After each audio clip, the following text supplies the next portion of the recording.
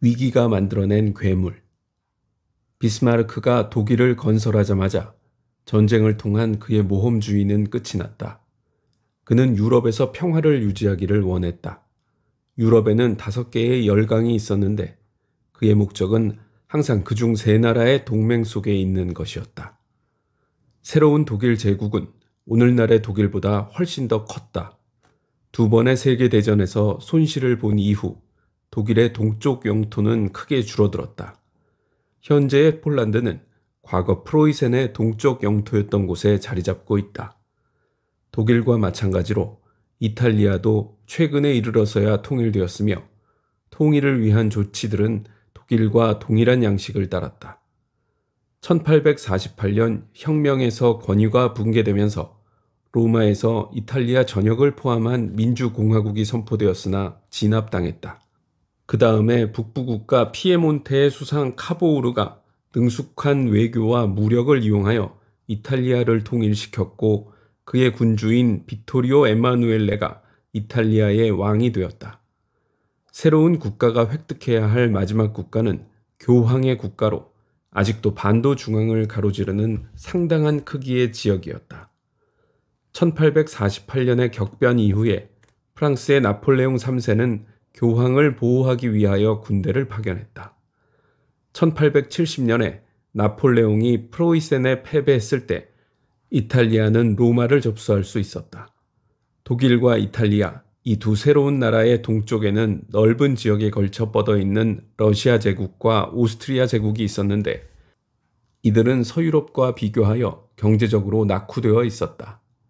이 두 제국은 자신들은 예속된 민족이라고 생각하는 사람들을 포함하는 다민족 사회였다.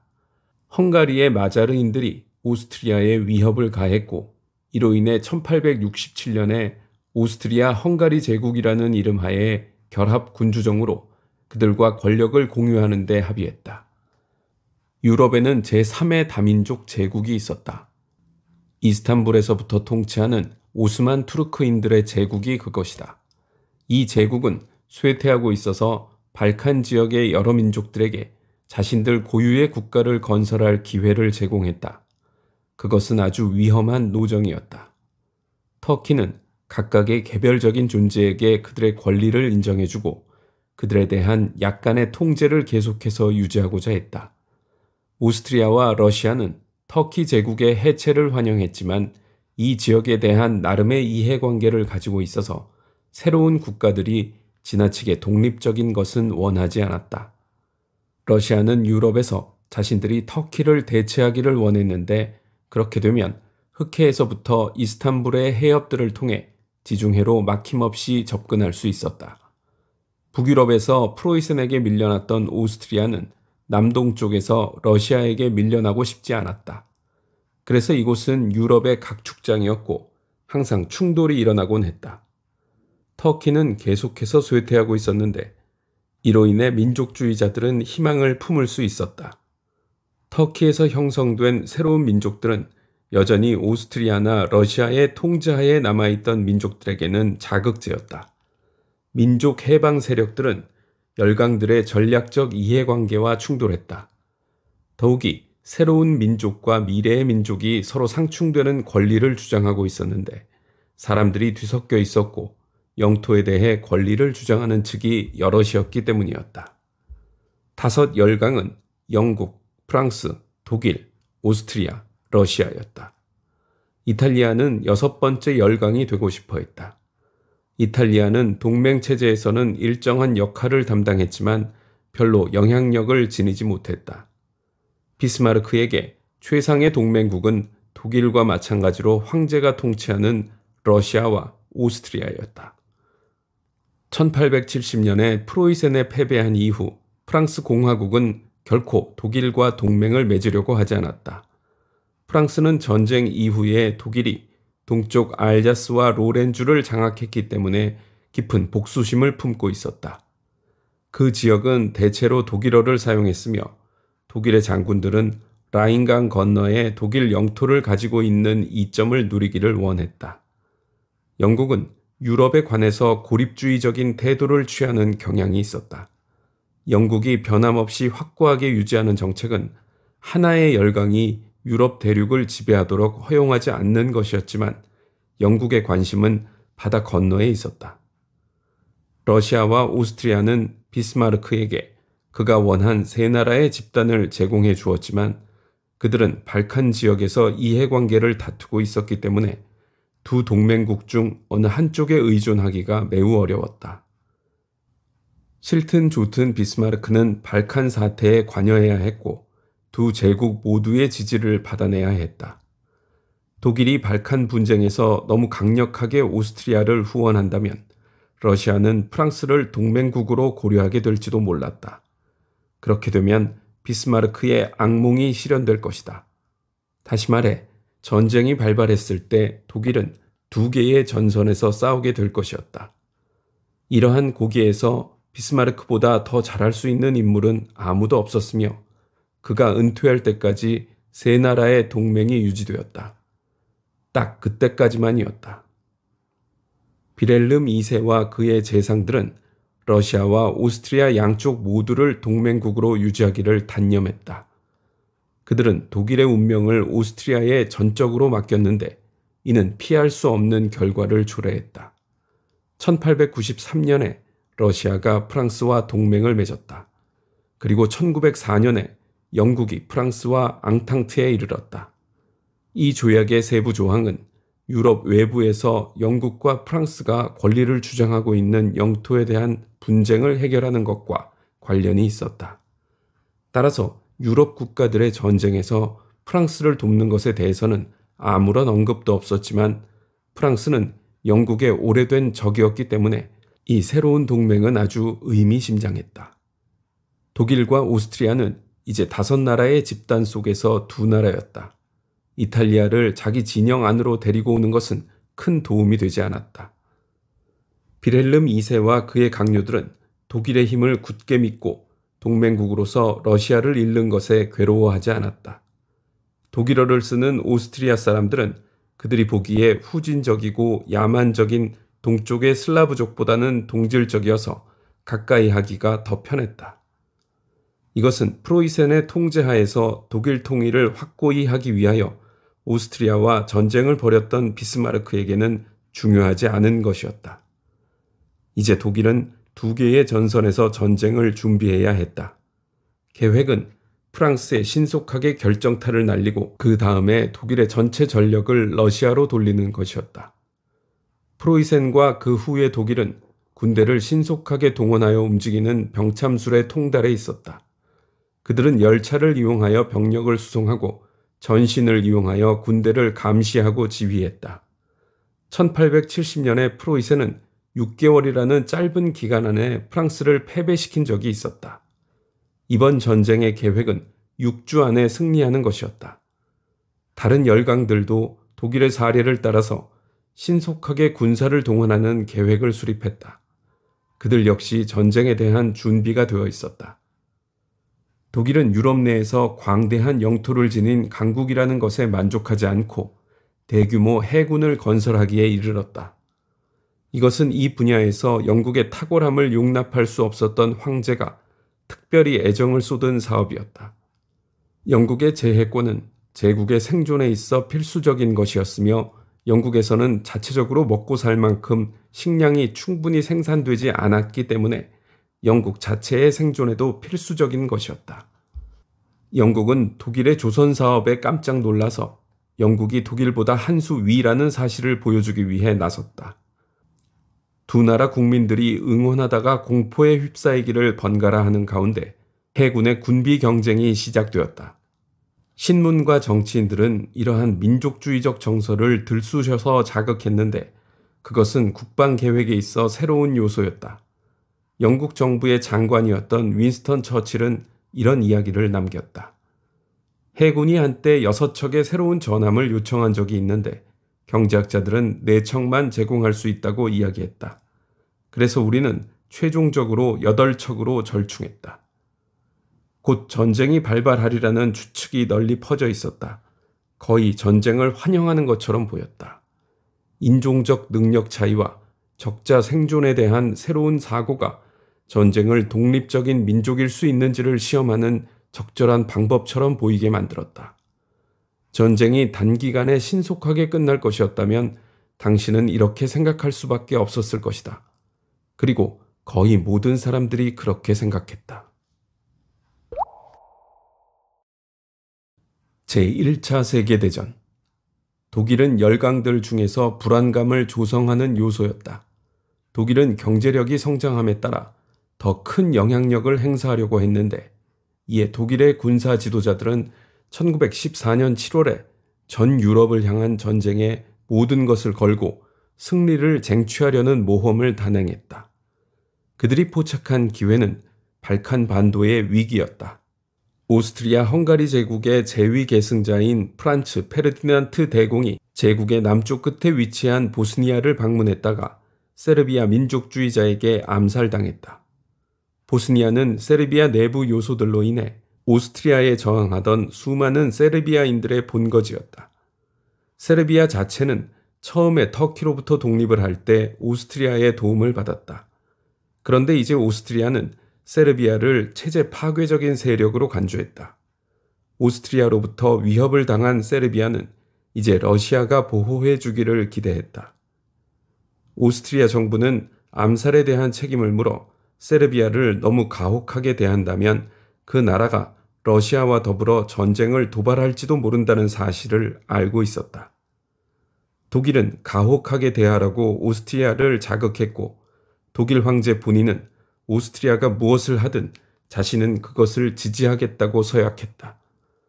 그래서 오스트리아는 세르비아가 자신들에게 저항하지 않을 수 없을 정도로 혹독해서 전쟁을 일으킬 이유를 제공하도록 기획된 요구사항을 세르비아에 제시했다. 다른 열강들은 세르비아가 오스트리아에 저항하고 러시아가 그것을 후원한다면 닥치게 될 위험을 인식했고, 러시아를 포함한 열강들은 전쟁을 피할 방법을 찾았다.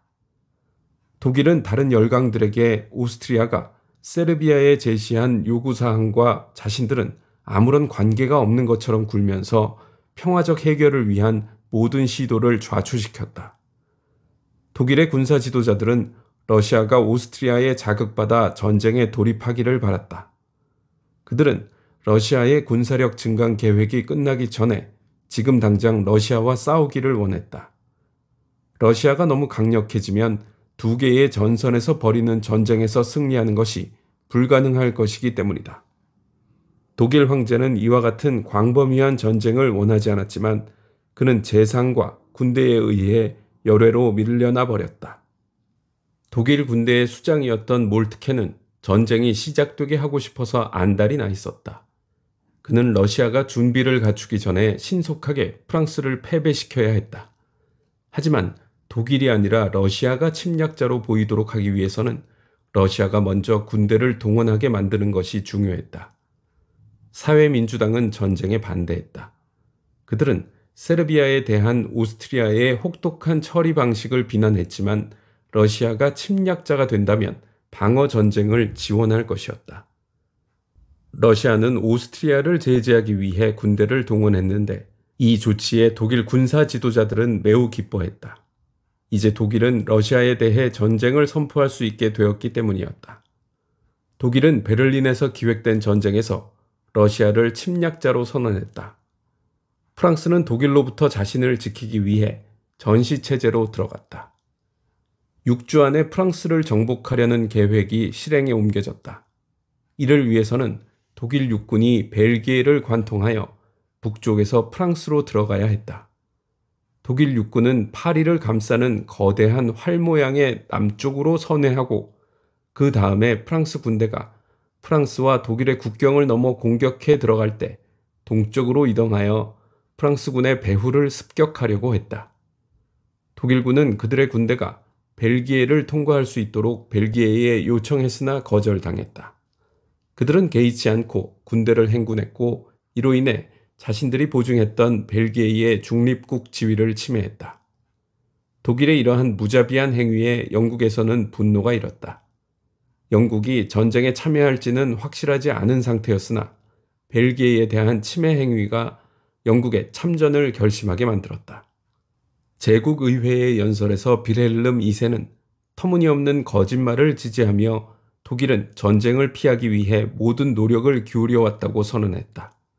사회민주당 소속 의원들은 그를 믿지 않았을 수도 있지만 나머지 세력들과 함께 전쟁 자금 마련을 위한 첫 번째 조치를 만장일치로 통과시켰다. 그들은 러시아가 승리한다면 자신들의 상황이 더욱 악화될 것이라고 믿었다. 사회주의자들이 의회에 의석을 가지고 있는 모든 나라에서 그들은 전쟁을 지지하는 쪽으로 투표를 했다. 민족주의가 승리한 것이다. 노동자들은 결국 서로 싸워야 할 처지가 되었다. 독일의 프랑스 침략 계획은 실패로 끝났다. 군사적 공격은 그다지 강력하지 않았다. 독일 군대는 파리를 포위하기보다는 파리 북쪽으로 지나갔고 프랑스와 영국의 군대는 그들의 측면을 공격할 수 있었다.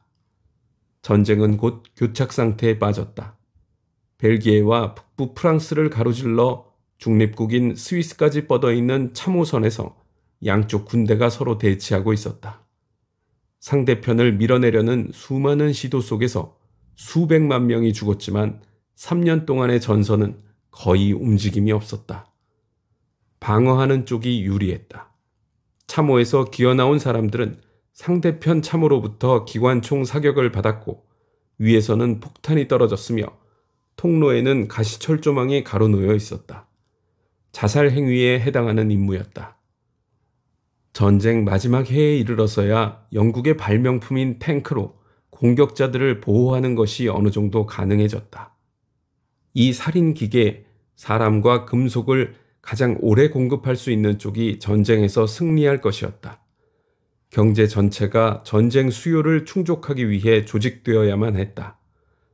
국민 전체가 대의를 믿고 싸우고 일하도록 결집되어야 했고 말 그대로 총력전이었다. 영국 해군은 해외에서 독일로 물자가 반입되는 것을 차단하기 위해 바다를 봉쇄했다. 독일 해군은 영국의 물자와 가장 중요한 식량을 공급하는 선박들을 침몰시키기 위해 잠수함들을 파견했다.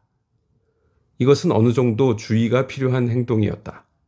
미국은 중립적인 위치를 고수하고 있었는데 만약 독일이 미국 선박을 침몰시킨다면 미국을 전쟁으로 끌어들일 수도 있는 위험한 행위를 감행하는 것이었다. 1917년 2월 전투의 교착 상태를 깨트리기를 간절히 원하던 독일은 무제한 잠수함 작전을 명령했다. 독일은 이 작전이 미국을 전쟁에 끌어들이게 될 것이라는 사실을 알고 있었지만 미국 군대가 유럽에 도착하기 전에 영국은 굶주릴 것이며 전쟁에서 승리하리라는 것이 그들의 계획이었다. 독일 황제와 그의 수상은 이 결정에 의문을 품었지만 군대가 통제권을 갖고 있었다. 힌덴부르크 장군과 루덴도르프 장군이 사실상 독일의 정부였다. 이들은 훗날 히틀러와 긴밀한 관계를 유지했다. 루덴도르프는 1923년에 실패한 쿠데타에서 히틀러를 지원했고 힌덴부르크는 1933년에 그를 수상으로 임명했다. 그때 독일인들은 뜻밖의 행운을 얻었다. 러시아에서 혁명이 일어나 차르 니콜라스 2세가 퇴위했다. 새로운 정부는 전쟁을 계속할 계획이었지만 독일인들은 러시아 공산주의 지도자 레닌이 전쟁에 반대한다는 것을 알고 있었다. 그때 레닌은 스위스에서 망명 생활을 하고 있었기 때문에 독일 정부는 그가 러시아로 돌아갈 수 있도록 기차 안에 숨겨서 독일을 가로질러 운송할 계획을 세웠다. 레닌은 러시아로 돌아가서 독일인들이 원했던 것, 즉 러시아가 전쟁에서 손을 떼게 했다. 이러한 것들은 전쟁이 강요한 극단적인 조치였다. 아주 합리적인 가정인데 레닌 없이는 볼셰비키가 권력을 장악하지 못했을 것이라고 가정한다면 독일 장군들의 정부는 공산주의의 첫 번째 성공에 책임이 있다. 러시아를 전쟁으로부터 벗어나게 하기 위하여 레닌은 독일이 제시한 매우 가혹한 조건에 동의해야만 했는데 독일은 서부 러시아에 방대한 토지를 요구했다. 이제 독일은 자유롭게 모든 군사력을 서부 전선에 집중시킬 수 있게 되었다. 1918년 초에 독일은 한 차례 마지막 맹공을 감행해서 프랑스와 영국 군대를 뒤로 밀어냈지만 그들을 제압하지는 못했다. 그 다음에 프랑스와 영국 군대는 미국 병사들의 도움을 받아 반격을 개시했다. 미국 병사들은 독일군이 예상했던 것보다 더 빨리, 더 많은 수가 도착했다. 독일군은 이제 전면적으로 퇴각하기 시작했다. 8월에 장군들은 전쟁에서 패배했다는 사실을 깨달았다. 패배 이후 독일. 제1차 세계대전 당시 미국 대통령 윌슨은 자신의 나라를 전쟁에 참여시켜야 하는 어려운 과제를 앞에 두고 있었다. 미국은 유럽의 분규나 전쟁으로부터 거리를 유지하는 강력한 전통이 있었다. 윌슨 대통령은 이번 전쟁이 정복이나 복수를 위한 전쟁이 아니라고 선언함으로써 미국인들이 더욱 기꺼이 지원할 수 있는 전쟁으로 바꾸어 놓았다. 그가 보기에 이 전쟁은 세계를 민주주의를 위해 안전하게 만드는 전쟁이었다. 평화는 종속되어 있던 인종 집단들이 독립적인 국가를 건설함으로써 확보될 것이었다. 그리고 국가들 사이의 비밀 조약은 폐지되고 분쟁을 해결할 새로운 세계 기구가 생길 것이었다.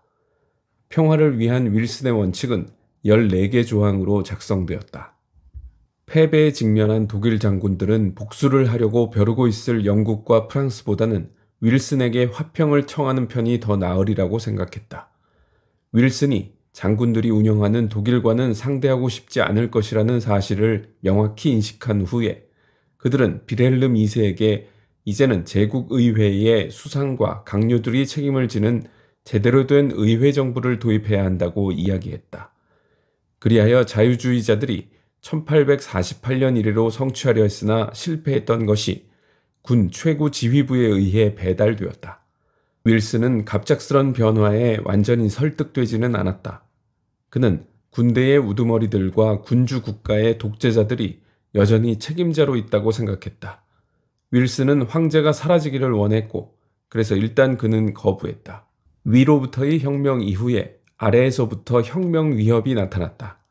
이제 전쟁에서 졌다는 사실이 명백해지자 독일 수병과 육군 병사들은 폭동을 일으켰고 노동자들은 파업에 들어갔다. 그들은 여러 요구사항이 혼합된 평의회들을 구성했는데 그들 모두가 전쟁이 끝나기를 그리고 황제가 사라지기를 원했다.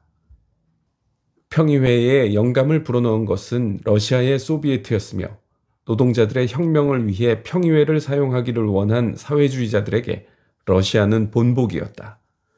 볼셰비즘은 다른 모든 사람들을 겁먹게 만들었다. 러시아에서 수행된 공산주의자의 통치가 지니는 야만성은 잘 알려져 있었다. 공산 통치는 재산 소유자들뿐 아니라 다른 개혁적 사회주의적 정당, 예를 들어 독일 사회민주당 같은 정당들도 공격했다. 러시아의 공산주의가 확산되는 것을 막는 것이 히틀러의 엄청난 인기 요소들 가운데 하나가 될 것이었다. 그러나 그가 혁명운동은 권력 행사에 대한 모든 제한을 떨쳐버릴 때에야 성취할 수 있다는 것을 배운 것은 러시아 볼셰비키의 통치로부터였다. 빌헬름 2세의 마지막 수상은 혁명을 막기 위해서는 두 가지가 필요하다고 확신했다. 하나는 황제가 퇴위해야 한다는 것이고 또 하나는 사회민주당이 권력의 자리에 들어가야 한다는 것이었다. 그래서 황제는 망명을 했고 사회민주당 지도자 프리드리히 에베르트가 수상이 되었다. 에베르트는 여전히 사회주의에 헌신적이었으나 그는 사회주의가 혁명이 아니라 규칙적인 의회 정치적 수단을 통해서 달성되기를 원했다. 혁명은 공포와 내전으로 끝날 수 있는데 그렇게 되면 그와 그의 동료들은 피해자가 되고 말 것이기 때문이다. 혁명적 사회주의자들은 그에게 거대한 기업연합체, 군대, 공무원, 그리고 판사들이 예전 그대로 남아있다면 독일은 새로운 민주국가로서 거의 가치가 없을 것이라고 말했다. 하지만 에베르트는 그들에게 결코 무력을 사용하지 않았다. 당분간 에베르트는 노동자 평의회의 비위를 맞추고 그들과 더불어 통치를 해야만 했다. 그러나 혁명적 사회주의자들이 사회주의 공화국을 선포했을 때 에베르트는 단호하게 그들을 억압하는 쪽으로 나아갔다. 군대는 그에게 전적으로 협력했으며 수많은 노동자들을 살해했다. 병사들이 노동자에게 발포하기를 내키지 않아 했을 때 군대와 사회민주당 방위성 장관은 자유군단이라고 불린 비공식적 군대를 조직했는데, 이는 혁명을 진압하고 싶어하는 장교와 제향 군인들로 구성되어 있었다. 그들은 그 임무를 아주 맹렬하게 수행했다. 혁명적 사회주의자들과 그 추종 세력은 사회주의의 대의에 대한 에베르트와 사회민주당의 배반 행위를 결코 용서하지 않았다. 그들은 공산당을 결성했는데 이는 러시아 외부에서 가장 거대한 공산주의 정당이었다. 그리고 전 세계의 다른 공산주의 정당들과 마찬가지로 모스크바에서 정책 방향을 취했다. 공산당은 국민의회에서 상당수의 의석을 얻었는데 러시아 공산주의의 위협을 실질적이고 임박한 것으로 만드는 것을 제외하고는 아무런 성과도 거두지 못했다. 한편 승리한 열강들은 평화조약에 합의하기 위해 파리에서 회합을 갖고 있었다. 그들은 최선을 다해서 동부 유럽의 새로운 국가들을 위한 경계선을 그렸다.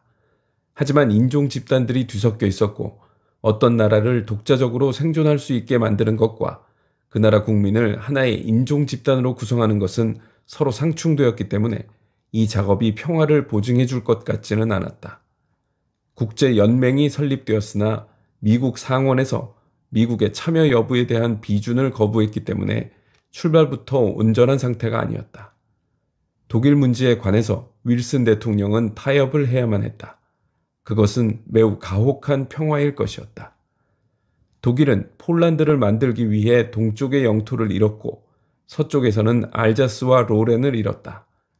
독일은 라인 강가에서 50km 안에는 군대나 군사 설비를 설치할 수 없었다. 독일의 방위군은 인원이나 장비에 있어 엄격하게 제한받을 것이며 공군은 운영할 수 없다. 전쟁으로 발생한 피해 보상금으로 막대한 액수가 책정될 것이었다.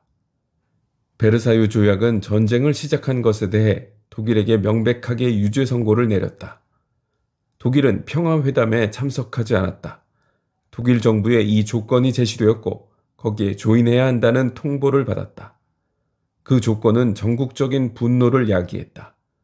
패배에 대한 실망과 혼란과 분노에 이제 유죄라는 영구적인 낙인이 덧붙여졌다. 독일이 승리했다면 독일은 그만큼 혹은 그 이상으로 가혹했을 것이며 독일이 전쟁 발발에 중요한 책임이 있는 것은 사실이었다. 그러나 독일을 이런 식으로 처리함으로써 평화회담은 다음 전쟁에 씨를 뿌렸다. 독일은 이러한 제한과 굴욕을 당하고는 살 수 없었다. 어떻게든지 만회할 것이었다. 전쟁 전에 독일 노동계급 운동은 숫자는 막대했지만 영향력은 미미했고 국가 안에서 어떻게 수용되어야 할지 아직 불명확했다. 전쟁에서 패배하고 12개월이 흐르면서 해답이 제시되었다. 혁명을 선택한 사회주의자들을 죽이고 국가적 굴욕에 대한 책임을 떠맡도록 만들기 위해 사회민주당이 권력의 자리에 떠밀려 들어갔다. 이러한 더러운 일을 하는 것에 대해서 그들은 중간 계급과 상류 계급 또는 군대로부터 아무런 감사 인사도 받지 못했다. 오히려 사회민주당이 독일의 패배에 대한 책임을 추궁받게 되었다. 힌덴부르크는 정치인들이 군대의 등 뒤에서 칼을 꽂았다는 이야기를 하기 시작했다. 전투가 중지되었을 때 프랑스와 벨기에의 영토에 있던 군대의 상태가 괜찮았다는 사실 때문에 이 이야기는 어느 정도 그럴듯해 보였다.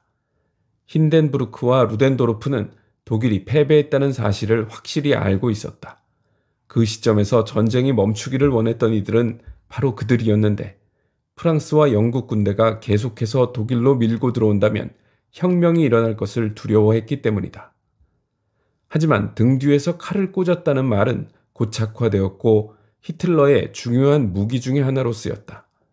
그는 사회민주당원들을 11월의 범죄자들이라고 불렀다. 독일 헌법은 윌슨 대통령을 만족시키기 위해 1918년 10월에 서둘러 개정되었다. 1919년 1월에는 새로운 공화국을 위한 헌법을 작성할 재헌의회에 대한 국민 투표가 있었다. 파업과 사회주의 혁명 시도에 포위될 가능성이 있었기 때문에 의회는 베를린에서 개최될 수 없었다. 그 대신에 바이마르라고 하는 작은 도시에서 개최되었는데 이로 인해 새로운 헌법과 그 헌법으로 수립된 공화국에 이 도시의 이름이 붙었다. 새로운 민주공화국이 시작되기 전에도 혁명의 위협은 있었지만 이 공화국은 이색적인 특징을 지니고 있었다. 시민들이 7년마다 선출한 대통령은 사회 혼란이 발생할 경우에 기본적인 인권을 유보하고 공화국을 보존하기 위해 무력을 사용할 수 있었다. 재헌의회는 사회민주당 지도자 에베르트를 첫 대통령으로 취임시켰다. 그는 몇 차례나 이 비상통치권을 사용했다. 일반적으로 정부는 대통령이 선택한 수상의 수중에 있었는데 그는 국민의회에서 다수의 지지를 얻어야 했다. 어떤 새로운 체제도 합법성을 획득하기 위해 투쟁할 것이다. 바이마르 공화국은 국가의 패배와 굴욕에 관련되어 있다는 엄청난 약점을 지니고 있었다. 더욱이 공화국의 적들은 처음부터 국민의회 내부에 확고하게 자리를 잡고 있었다. 헌법이 작동되도록 만들어야 하는지 아니면 그들 모두를 구속하는 헌법일 뿐인지에 대해서 전체 정당들을 가로지르는 합의가 전혀 존재하지 않았다. 좌에게는 소비에트 독일을 수립할 혁명을 공개적으로 옹호하며 당시 러시아를 부르는 명칭이었던 소비에트 연방으로부터 지휘를 받는 공산당이 있었다. 우익에는 황제를 복위시키고 민주주의를 제한하고 베르사유 조약이 부과한 제한을 뒤집어 엎기를 원한 보수적, 민족주의적 정당들이 있었다. 중간 입장에는 사회민주당과 중앙당과 자유주의 중간계급 정당인 민주당이 있었다. 바이마르 공화국이 출범한 지 2년 후 독일 사회는 극심한 인플레이션, 즉 화폐를 거의 가치 없게 만들어버린 급속한 가격 상승에 의해 무질서 상태에 빠졌다. 당신이 빚을 지고 있었다면 쉽게 부채를 청산할 수 있었다. 중간 계급 사람들이 그러했듯이 당신이 저금을 가지고 있었다면 그 돈은 파괴되었다. 정부는 점점 더 많은 돈을 찍어내야만 했으며 상점에 대금을 지불하러 가기 위해서는 여행 가방이나 손수레가 필요했다. 12개월이 지난 후에 정부는 새로운 통화를 출범시켜서 상황을 안정시켰지만 통제 불능의 세계, 존경할 만한 사람들이 파멸당하던 세계에 대한 기억은 살아있었다. 중간 계급 사람들은 다음번 위기가 오면 극단적인 조치들을 지지할 준비가 되어 있었다. 국민의회에서는 어떤 정당도 과반 이상의 의석을 얻은 적이 없었다. 모든 정부가 연립정부를 구성해야만 했다. 수상들은 어떻게 해서든 과반을 확보해야 했지만 불안정한 연립정부가 분열됨에 따라 수상들은 정기적으로 나가떨어지고 말았다. 정당들 간의 경쟁은 결코 우아하지 않았으며 다수 의석을 지닌 정당이 있는 강력한 정부가 더 매력적이다. 바이마르 공화국의 동일인들은 결코 그런 정부를 경험하지 못했다. 히틀러가 항구적인 분열과 말다툼뿐이라고 공화국을 비난하는 것은 쉬운 일이었다. 전쟁 전에 가장 큰 정당이었던 사회민주당은 과반을 얻을 가능성이 가장 높아 보였지만 러시아의 공산주의 통치와 독일 내 공산주의자의 위협에 의해 불이 지펴진 사회주의에 대한 공포가 다시 확산되면서 다수당이 될 가능성이 사라졌다. 그들은 공화국에 대해 헌신적이면서도 마르크스를 포기하지 않았고 이는 그들이 노동계급 외부에서 표를 얻으려 하지 않는다는 것을 의미했다.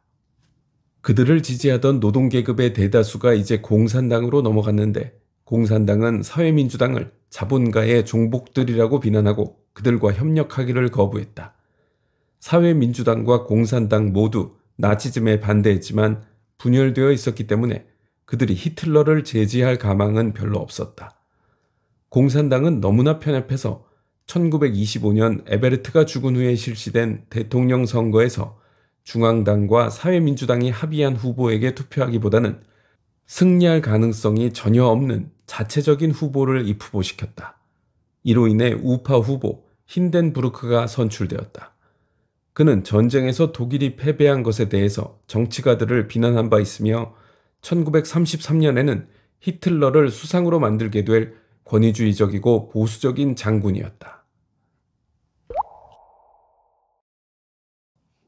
히틀러와 나치 1920년대 대부분의 기간 동안에 히틀러의 당은 주변적인 위치에 있었다. 이 당은 국가사회주의당이라고 불렸다. 사회주의라는 말은 그가 노동자들에게 호소하기를 원했기 때문에 들어갔지만 국가라는 말은 마르크스적 사회주의의 국제주의로부터 구별하기 위한 것이었다. 히틀러는 노동자에게 조국이 없으며 노동자가 1차적으로 충성해야 할 대상은 그들의 계급이고 노동자들은 계급전쟁을 통해 자신들의 나라를 분열시켜야 한다는 마르크스의 주장에 격분했다. 국가사회주의당의 강령에서 사회주의적 내용은 계속해서 묽어졌고 그런 내용을 진지하게 받아들이기를 원했던 사람들은 내쫓기거나 히틀러가 수상이 된 후에 살해되었다. 히틀러는 대기업을 공격하기를 원하지 않았는데 이는 독일을 재무장하는 과업을 수행하기 위한 것이었다. 노동자들이 조합을 가지는 것은 금지되었지만 그는 노동자들이 직업을 갖고 더 나은 집에서 더 많은 휴일을 누리며 안락하게 살기를 원했다. 그는 폭스바겐, 즉 대중의 차를 생산할 계획을 세웠는데 히틀러의 시대에는 그 차가 서민들에게까지 이르지는 못했다. 생산된 차들은 군대로 들어갔다. 강령은 사회주의적이기보다는 훨씬 더 국가적이었다. 히틀러는 정당 분열을 끝내고 자신의 지도 아래서 통일된 국가를 건설하고 싶어 했다. 겁 많은 정치가들이 합의한 베르사유의 제안들을 뒤집어 엎을 만큼 강력한 국가를 만들어 지금은 열등한 슬라브족들, 즉 폴란드인, 우크라이나인, 러시아인이 차지하고 있는 동쪽 지역에 독일 민족을 위한 생활 공간을 확보하고자 했다. 독일 내부의 적들은 제거되어야 했다. 여기에는 마르크스주의자, 즉 사회주의자와 공산주의자들 양쪽 모두가 포함되었고 가장 중요한 것은 유대인들이었다.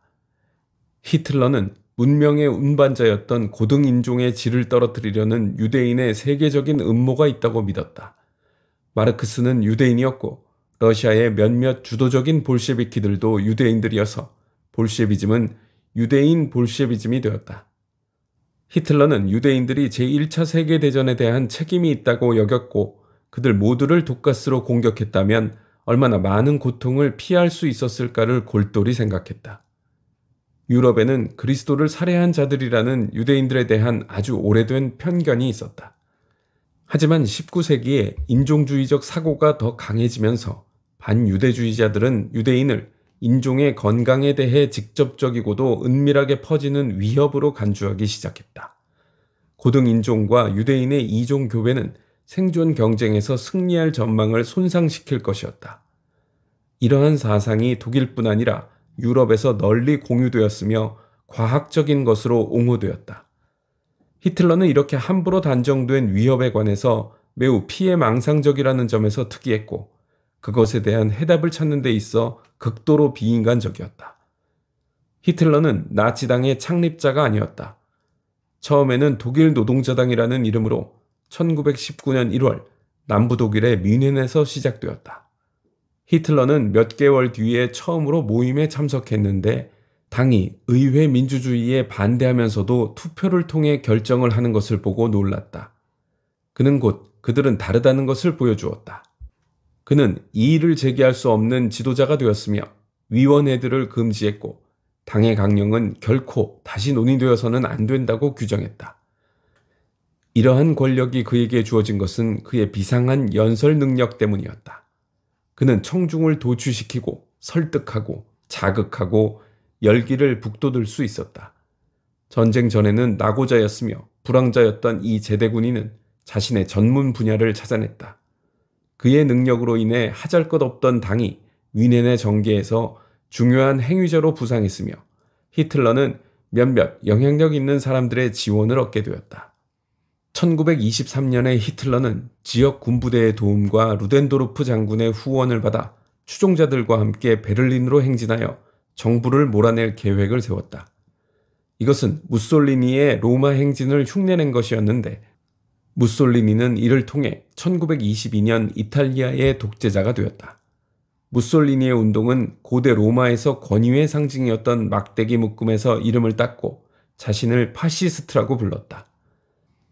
파시스트는 분열, 특히 노동자들에 의해 조성된 계급 분열을 저지하고 유력자나 독재자의 통제하에 국력을 기르는 것을 목표로 했다. 히틀러는 무솔리니의 파시즘에 감탄했지만 무솔리니의 권력 장악을 흉내내려는 그의 시도는 끔찍한 실패작이었다. 경찰만으로도 그것을 제지하기에 충분했다. 짧게 사격을 주고받았고 경찰 4명과 히틀러 쪽 사람 14명이 사망했다. 히틀러는 반역죄로 재판에 회부되었는데 바이마르 공화국에서 소요를 일으킨 다른 우익 민족주의 반역자들과 마찬가지로 가벼운 5년형을 받았다. 이는 그가 애국적인 동기를 가지고 행동한 것으로 간주되었기 때문이다. 사회주의자나 공산주의 반역자들은 보통 재판을 받지 않고 사살되었으며 혐오스럽게도 루덴도르프는 무죄가 선고되었다. 히틀러는 교도소가 아니라 정치범들을 위해 사용되고 있었던 오래된 성에 편안하게 수용되었다. 그는 읽고 생각하고 저술할 여가를 누렸다. 이때 나의 투쟁이라고 불리는 장황하고 두서없는 두꺼운 책을 썼는데 훗날 그의 운동의 성전이 되었다. 이 책은 그의 인생 이야기, 정치적 견해, 그리고 인종투쟁의 역사와 미래를 잡탕으로 섞어 놓은 것이었다. 독창적인 사상은 전혀 없었다. 독창적인 구절들은 군중을 설득하여 그들의 마음을 바꾸게 하는 방법, 그가 집단 암시와 집단 효과라고 부른 것에 대한 발견을 기록한 것이었다. 연설은 결정적으로 중요했다. 인쇄물은 너무나 차분한 매체였다. 논리적인 추론은 작동하지 않는다. 당신은 단호한 견해와 습성을 지닌 사람들과 대면해서 그들을 제압해야만 한다. 당신의 의지가 개별 의지를 지닌 군중을 압도해야만 한다. 모임을 위한 시간과 주변 상황은 중요했다. 낮보다는 밤이 좋고 어떤 장소는 효과가 있고 어떤 장소는 그렇지 않을 것이었다. 나중에 히틀러는 뮌헨 맥주홀에서 연설하는 것을 그만두고 매우 면밀하게 기획되고 연출된 거대한 장애 집회들을 주재하기 시작했다. 그는 이런 집회들이 작동되는 이유를 알고 있었다. 고독하고 불확실한 개인이 더 큰 공동체의 일부가 되고 그리하여 공동체의 사기가 치솟는다. 히틀러는 그의 책에서 자신의 모임을 파괴하기 위해 왔던 공산주의자들을 쳐부수는 데 성공한 것을 자랑했다. 경찰의 보호를 받는 행위는 잘못이었다. 운동이 스스로를 돌볼 수 있다는 것을 보여주는 것은 중요했다. 이것이 히틀러 돌격대원들의 기원이었다. 그들은 갈색 셔츠를 입고 있었으며 집회나 거리에서 히틀러의 경호원 역할을 했고 점차 거대한 사병 조직으로 성장했다. 그는 공산주의자들을 싫어했지만 그들을 어떻게 처리해야 할지를 몰랐던 중간 계급을 경멸했다. 공포는 공포에 의해서만 깨질 수 있다. 히틀러는 1년도 안 되어 풀려났다. 그는 불법적인 방법은 이제 과거의 일로 묻어버리려 한다고 발표했다. 그의 운동은 합헌적인 방법으로 권력을 장악할 것이었다. 그러나 그는 일단 자신이 정권을 잡으면 헌법은 아주 달라질 것이어서 권력 투쟁을 하는 정당들이 아니라 그 자신, 즉 총통과 더불어 하나의 당이 책임을 떠맡게 될 것이라는 사실을 전혀 숨기지 않았다. 그리고 권력에 이르는 과정에서 그는 무력, 그러니까 언제나 행동하기를 열망하고 있던 그의 돌격대를 통해 위협을 행사했다. 무력이 그의 방식이라는 표시로 히틀러는 항상 개채찍을 휴대하고 있었다. 나치당은 모든 계층 출신의 사람들, 즉 노동자, 사무원, 상점 주인, 학생, 농장주, 중간계급, 상류층 사람들을 매혹시켰다. 다른 정당들은 하나의 계급이나 하나의 종교 또는 한 지역을 대표했다. 나치당만이 진정으로 국민적이었으며 다른 어떤 정당도 지금까지 그렇게 될 수 없었기 때문에 세력이 증대되었다. 히틀러는 나치당을 단순한 정당으로 운영하지 않았다. 그것은 국민에 대한 책임을 떠맡을 권리를 주장하는 역동적인 국민운동이었다. 당 내부에는 매우 다양한 구성원들이 동등한 지위에 있었는데 여전히 신분을 의식하는 사회에서는 신선한 관행이었다. 구성원들은 국가에 대한 사랑에 있어서 우수한 아리안 인종의 일원이라는 점에서 그리고 보통 사람인 총통에 복종하고 있다는 점에서 동등했다. 대공황이 발생하지 않고 그것이 독일에 그렇게 심한 영향을 미치지 않았다면 나치당은 별로 중요하지 않은 집단으로 남아 있었을 것이 거의 확실하다. 1930년 대공황이 두 번째로 발생한 해에 정부는 붕괴되었다. 정부 내의 사회민주당원들은 실업급여를 낮추는 정책에 합의하기를 거부했는데 당시 수백만 명이 실업급여에 의존하고 있었다. 그것은 원칙상 재앙적인 입장이었다. 뒤이은 선거에서 나치당은 엄청난 성공을 거뒀다. 이전 선거에서는 2.6%의 득표를 얻은 것에 반해 18.3%의 득표를 얻은 것이다. 그리고 대공황이 깊어진 1932년에 실시된 다음 선거에서는 37.3%의 득표를 얻어 국민의회에서 최대 정당이 되었다. 나치의 득표는 우선 우익의 민족주의자들을 희생시키면서 증가했고 그 다음에는 중도파의 중간계급 정당들로부터 증가했다. 노동계급 정당인 사회민주당과 공산당의 득표율 합산치는 튼튼하게 유지되고 있었다. 두 당의 지지자들은 히틀러에게 유혹되지 않았다. 하지만 1932년에는 대략 노동자 4명 중에 1명이 그에게 투표했다. 이러한 투표는 대체로 소규모 도시와 시골에서 나왔다. 히틀러는 여러 계급에 걸친 지지를 얻었다. 어떤 정부도 국민의회에서 과반을 확보할 수 없었기 때문에 1930년부터 힌덴부르크 대통령은 정부를 유지하기 위해 비상통치권을 이용했다. 사회민주당은 사회복지수당 삭감을 지지하지 않을 것이며 공산당과 나치당은 자기들 주장만 내세울 것이었다. 대통령과 주변 인물들은 국민의회에 의존하지 않을 권위주의적인 정부, 경제위기에 대처하고 공산당이 분주히 당원으로 받아들이고 있는 실업자들의 반란을 막기 위해 필요한 조치들을 가혹하게 취할 권위주의적인 정부를 수립하는 방법을 생각하기 시작했다. 대토지 소유주들, 군대, 그리고 일부 대기업체가 민주주의를 제한하거나 정지시키라고 대통령을 부추기고 있었다.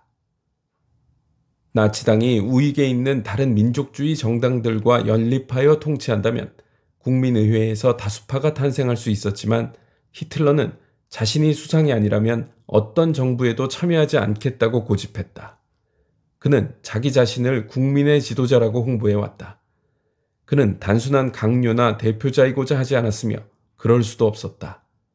힌덴부르크는 그처럼 편협한 사람을 결코 수상으로 만들지는 않겠다고 맹세했다.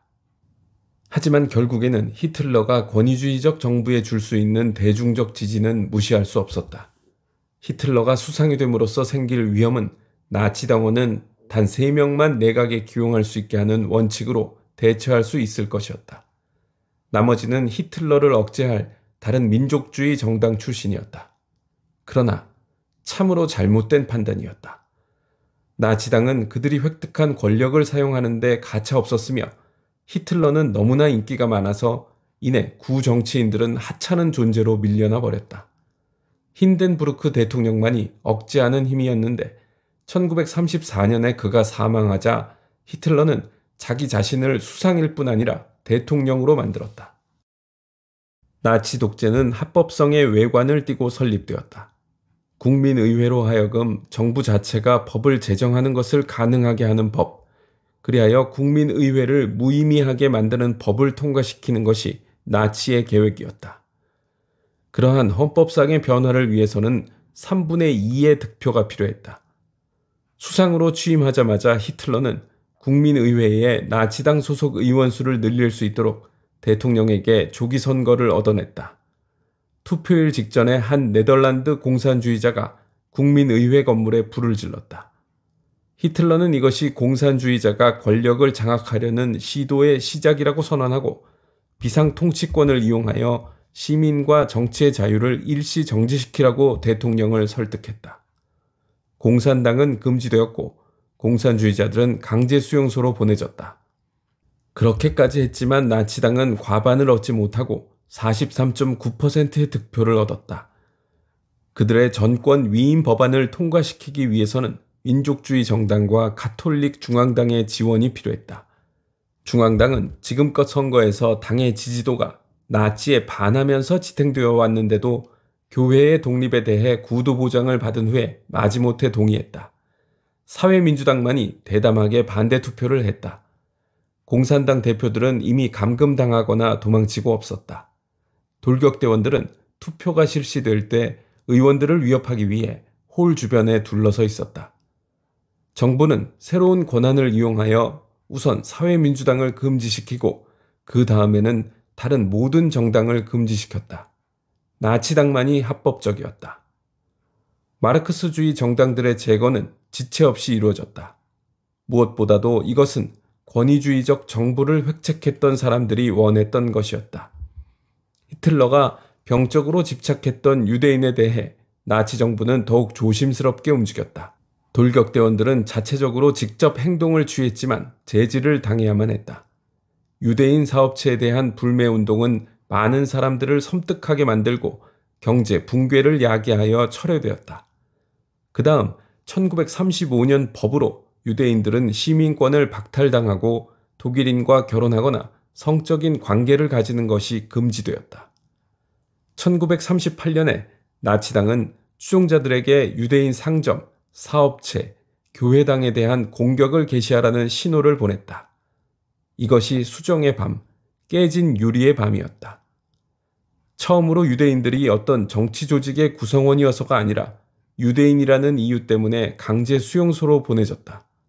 그 다음에 합법성으로 복귀했다. 유대인들로부터 재산을 빼앗고 그들을 공공장소에 입장하지 못하게 하고 유대인을 학교에서 퇴학시키는 법률들이 공포되었다. 유대인들의 이주가 장려되었다. 그들을 완전히 제거하는 행위가 어떠한 형태를 취할지는 아직 결정되지 않은 상태였다. 제2차 세계대전. 취임 후 몇 년 지나지 않아 히틀러는 베르사유 조약의 제한들을 뒤집어 엎겠다는 약속을 수행했다. 그는 군대를 위한 징병제도를 다시 도입했으며 베르사유 조약이 규정한 것보다 5배가 더 큰 규모의 육군을 계획했다. 그는 공군을 출범시켰고 군사시설을 금지한 라인 지방에 독일 군대를 진군시켰다. 영국과 프랑스는 감히 전쟁의 위험을 무릅쓰고 그를 저지하려고 하지 않았다. 그들은 1차 세계대전의 참사를 다시 겪고 싶지 않았으며 특히 영국에는 평화조약이 너무 가혹했고 독일이 서서히 경쟁력을 회복하는 것이 허용되어야 한다는 정서가 있었다.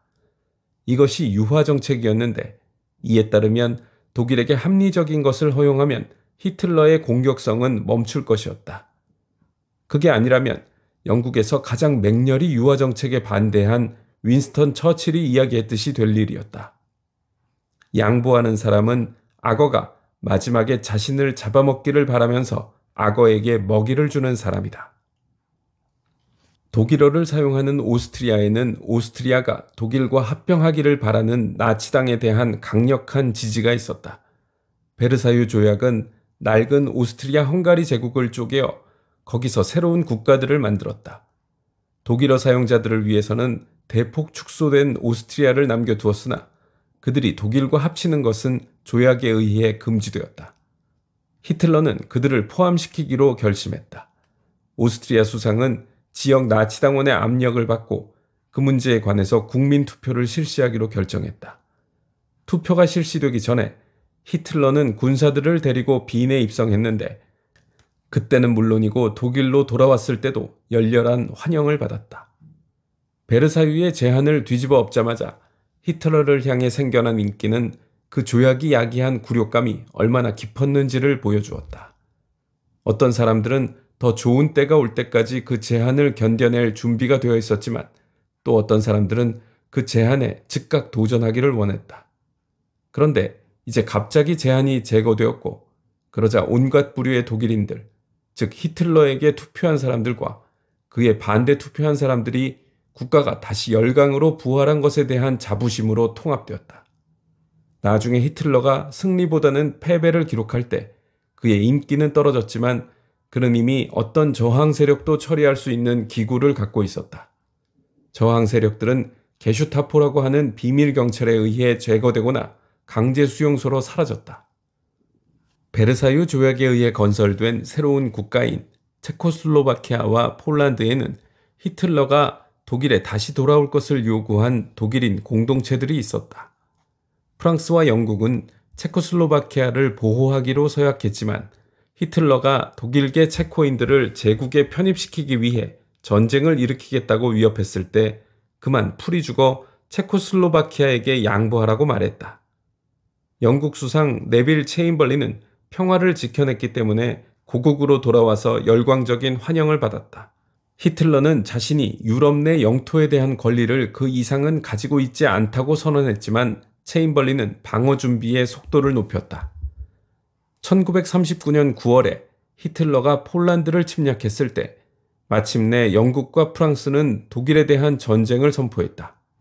두 개의 전선에서 전쟁을 치르지 않기 위하여 히틀러는 자신이 유대인 볼셰비키 독극물의 본거지라고 혐오했던 나라인 공산주의 소비에트 연방과 불가침 조약을 맺었다. 이번에는 프랑스를 정복하려는 독일의 계획이 제대로 작동했다. 프랑스는 전격전에 의해 5주 만에 패배했는데 전격전에서는 땅 위의 탱크들과 공중의 비행기들이 보호하는 병력이 신속하게 적을 물리쳤다. 영국은 홀로 히틀러에 저항했다. 침략 계획이 작성되었으나 우선 독일은 제공권을 확보해야 했다. 이것이 브리튼 전투였는데 이 전투는 영국 조종사들 덕분에 겨우 승리를 얻었다. 이제 영국 수상이 된 처칠은 그들에 대해 이렇게 말했다. 인간의 충돌이 일어났던 곳에서 그렇게 많은 사람이 그렇게 적은 사람에게 그렇게 많은 신세를 진 적은 결코 없었다. 히틀러는 영국이 자신이 제안한 거래를 받아들이지 않을 것이라는 사실에 당혹해했다. 그의 제안은 독일이 유럽을 지배할 수 있게 영국이 간섭하지 않는다면 영국은 세계적인 제국을 계속해서 지배할 수 있다는 것이었다. 그는 영국의 거부를 유대인 금권 정치의 영향력 탓이라고 생각했다. 영국이 패배하지 않자 히틀러는 소비에트 연방을 공격하기 위해 동쪽으로 방향을 전환했는데 이는 결국 그가 두 개의 전선에서 전쟁을 치르게 될 것임을 뜻했다. 군사적으로 충분히 계산하지 않은 실수이긴 하지만 히틀러는 유대인 볼셰비즘이 번창해서 독일의 생활 공간에 필요한 땅을 점유하지 않도록 할 예정이었다. 히틀러가 러시아 공산주의를 파괴할 것이라는 점은 히틀러가 제안한 거래에 흔들렸던 영국 지배층 내부의 어떤 사람들에게 그를 매력적으로 보이게 만들었다. 물론 처칠에게는 그렇지 않았다. 히틀러는 5개월 안에 러시아를 패배시킬 것을 확신했기 때문에 두 개의 전선에서 전쟁이 있으리라고는 생각하지 않았다. 그것은 그의 중대한 계산착오였다. 전격전은 러시아의 광대한 공간에서는 그리고 거대한 예비 인력을 지니고 있는 적에 대해서는 그렇게 잘 작동하지 않았다. 러시아의 독재자 스탈린은 공산주의자들이 장악한 후진적인 나라를 가차없는 통제와 공포를 통해 산업화했는데 이는 그의 군대가 탱크, 비행기, 대포를 공급받아 독일군과 겨룰 수 있음을 의미했다. 독일군은 러시아를 크게 잠식해 들어갔지만 러시아 육군은 퇴각하다가 1943년 2월 스탈린그라드에서 독일군 전체를 포위하여 포로로 잡았다. 히틀러는 독일군에게 명백히 패배했는데도 후퇴하거나 항복하는 것을 허가하지 않았다. 그때부터 러시아 군대는 계속해서 공세를 취했다.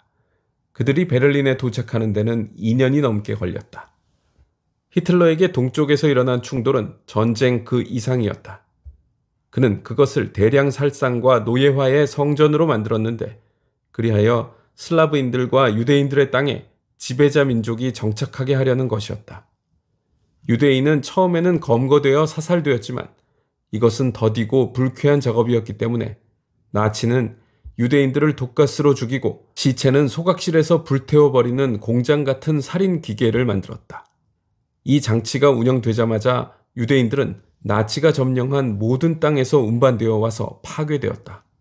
유대인들을 모으고 운송하는 일은 전투가 히틀러에게 불리해지고 있을 때조차 계속되었으며 그래서 그의 자원이 너무 무리하게 사용되었다. 히틀러에게 유대인 제거는 최우선 과제가 되었는데 이는 독일의 장래를 보장하고 그가 보기에 이 전쟁을 야기한 인종에 대한 적절한 처벌을 확보하는 데 필요한 것이었다. 전체적으로 약 600만 명의 유대인들이 홀로코스트라고 불리는 대학살로 죽었다.